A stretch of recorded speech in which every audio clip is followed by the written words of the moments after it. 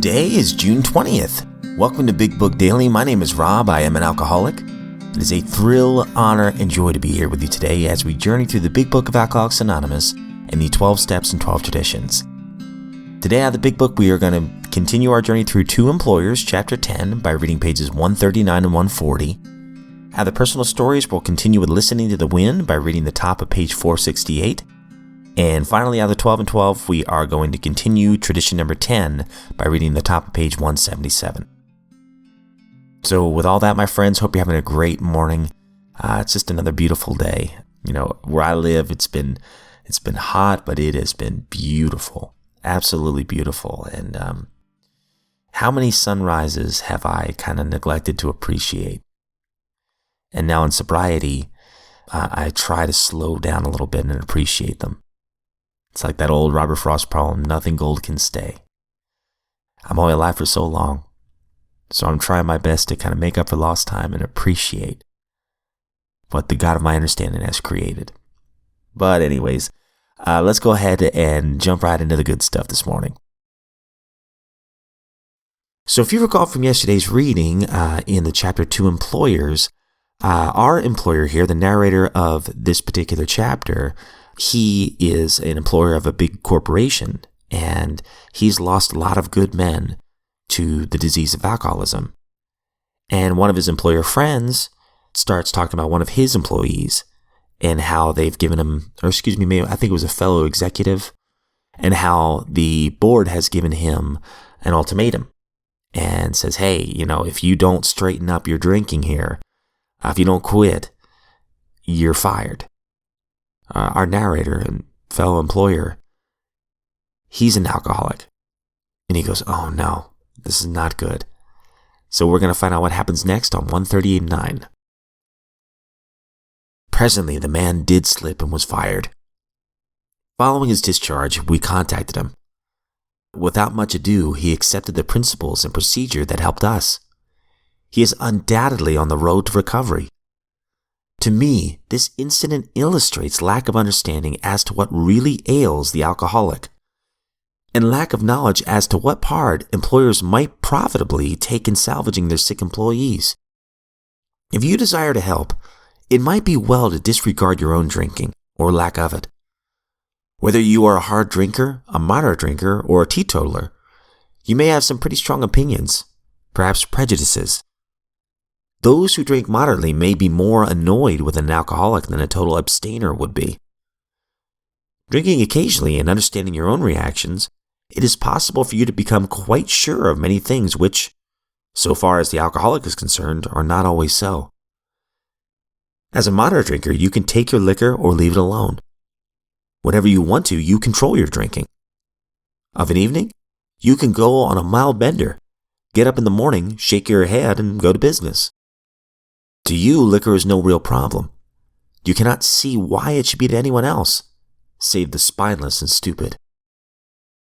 When dealing with an alcoholic, there may be a natural annoyance that a man could be so weak, stupid, and irresponsible. Even when you understand the malady better, you feel this feeling rising. A look at the alcoholic in your organization is many times illuminating. Is he not usually brilliant, fast-thinking, imaginative, and likable? When sober, does he not work hard and have a knack of getting things done? If he had these qualities and did not drink, would he be worth retaining? Should he have the same consideration as other ailing employees? Is he worth salvaging? If your decision is yes, whether the reason be humanitarian or business or both, then the following suggestions may be helpful. Can you disregard the feeling that you are dealing with only habit, with stubbornness, or weak will? If this presents difficulty, rereading chapters 2 and 3 where the alcoholic sickness is discussed at length might be worthwhile. You, as a businessman, want to know the necessities before considering the result. If you can see that your employee is ill, can he be forgiven for what he has done in the past?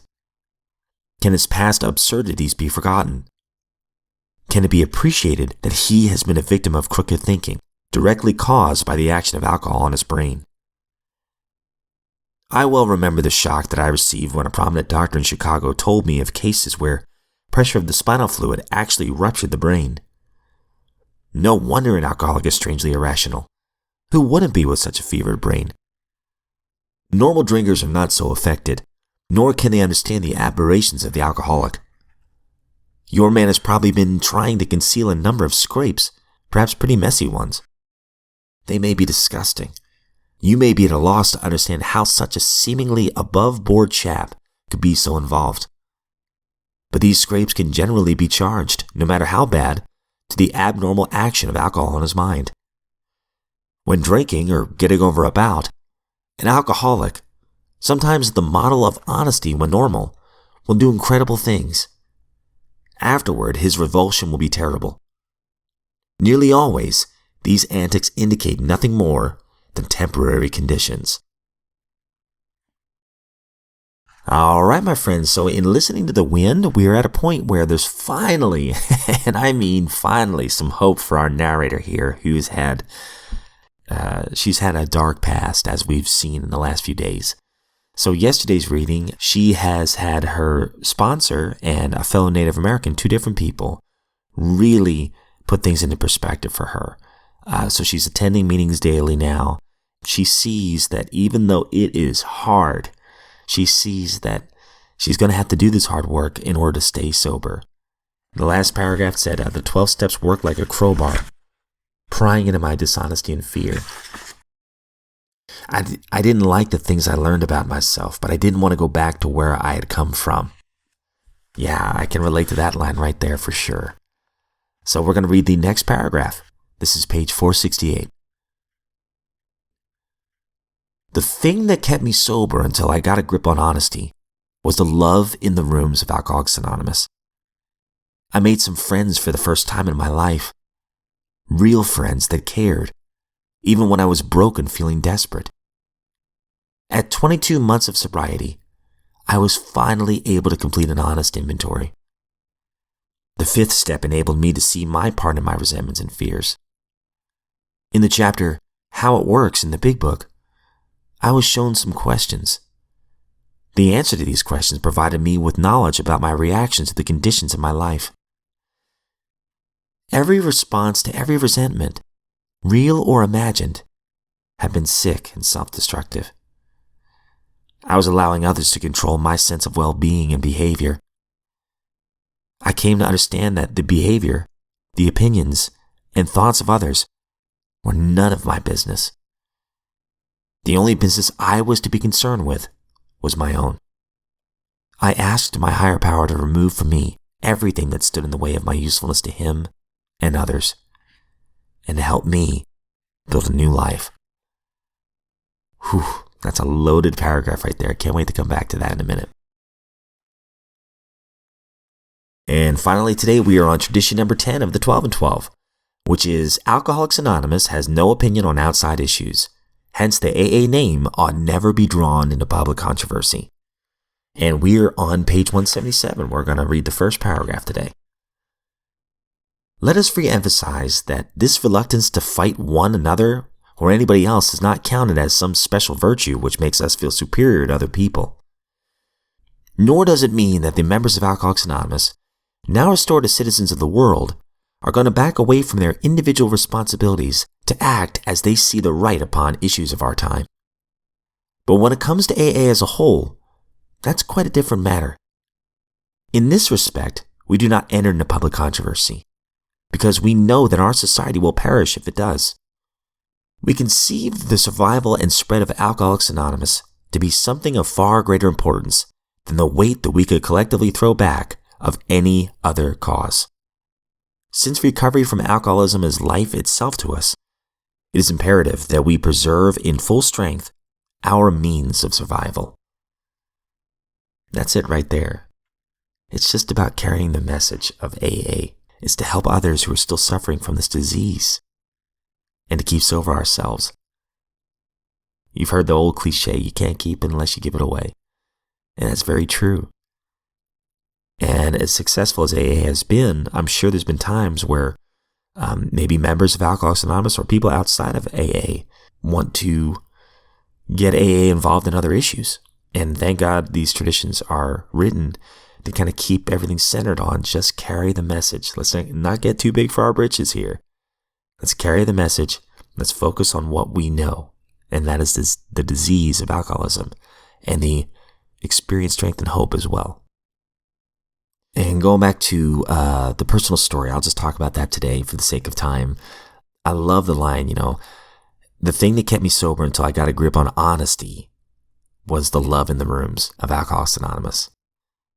So before she could even really get honest with herself, which was a struggle for her, which was a struggle for me, and I think is a struggle for a lot of us, is the love that we receive from the fellowship in the first place. She says, I made some friends for the first time in my life, real friends that cared, even when I was broke and feeling desperate. In other words, friends that saw us at our worst. Oh man, I can think of so many friends that have seen me at my worst and still choose to call me a friend. And that's what kept me coming back for a while. And then, I think I've told this story on the podcast before. I really didn't work the steps until I was about a year into sobriety. I was reading the big book on my own, but I didn't really understand how to work the steps. I thought just reading them was working them. But anyway, long story short, it took me a while to get honest. And I have to still very much ruthlessly get honest with myself here and go, wait a minute, what is your motive here, Rob? Why are you really doing this? Are you doing this to help others? Or are you really doing this for you? That could be a loaded question right there. But here we see hope for this woman here. And we're almost done with the story. As she does her inventory, she says, every response to every resentment, real or imagined, had been sick and self-destructive. I was allowing others to control my sense of well-being and behavior. I came to understand that the behavior, opinions, and thoughts of others were none of my business. There it is. Being a people pleaser, that was foreign to me. That what other people think about me is none of my business. That's exactly right. We can't change the way other people think about us. I mean, yeah, sure, we can manipulate a little bit. But in the end, you could be doing everything you think is right and somebody's still not like you. That's beyond our control. And it's exhausting to try to put on that mask for everybody else. I love the next line. The only business I was to be concerned with was my own. I asked my higher power to remove from me, and this is a great prayer right here. This is part of the 7th step prayer. I asked my higher power to remove from me everything that stood in the way of my usefulness to him and others. That doesn't mean we're going to be perfect today. But all the things that get in our way, including self-loathing, things like that, that diminishes our usefulness to God and to other people. And to help me build a new life, that's the next part of that prayer, she says. Then our life is a testimony to others